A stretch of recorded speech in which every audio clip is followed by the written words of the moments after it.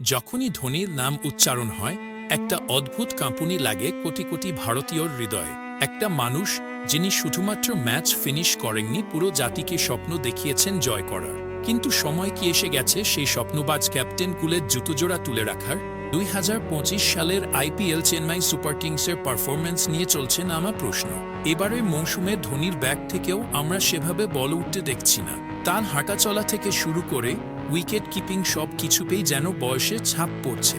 ঠিক এই সময় এক সময়কার বিশ্বকাপ জয়ী নায়ক যোগিন্দর শর্মা বলেন, একটি বিস্ফোরক কথা, সময় এসেছে ধোনিকে বিশ্রাম নেওয়ার।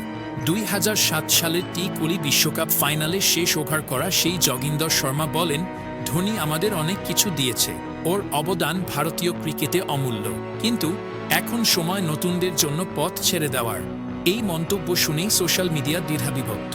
অনেকে বলছেন এটা ধোনিকে অসম্মান করার মতো, আবার কেউ বলছেন যোগিন্দর ঠিকই বলেছেন, সময়ের সঙ্গে সরে দাঁড়ানোটাও একটা সম্মানজনক সিদ্ধান্ত।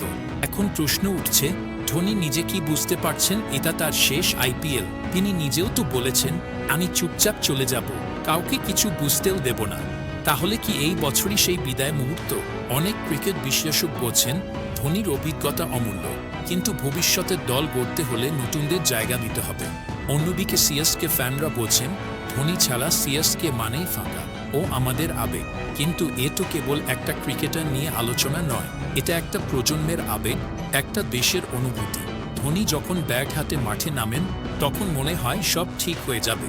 সে ভারতীয় জাতীয় দলে থাকুক বা না থাকুক, আমরা জানি মাটির সেই মানুষটা এখনও আছেন, মাঠে দাঁড়িয়ে আছেন।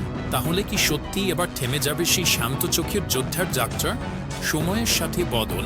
আপনি যদি ধোনির শেষ কিছু ম্যাচ দেখে থাকেন তাহলে বুঝতেই পারবেন উনি এখন আর সেই আগের ধোনি নন। তবে ধোনির উপস্থিতি, কৌশল, অভিজ্ঞতা এখনও বহু তরুণ ক্রিকেটারের জন্য শিক্ষার বিষয়।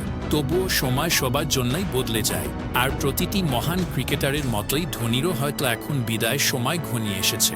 আপনার মতামত কি? আপনার কি মনে হয় ধোনিকে কি এখন অবসর নেওয়া উচিত, নাকি ও এখনও দিতে পারেন কিছু চমক? কমেন্টে লিখে জানান আপনার মতামত। আর ধোনিকে ভালোবাসেন? তাহলে ভিডিওটা শেয়ার করুন সব ধোনি ফ্যানদের মাঝে। শেষবার বলে, ধোনি শুধু একজন ক্রিকেটার নন, ধোনি একটা অনুভূতি, আর অনুভূতির অবসর হয় না।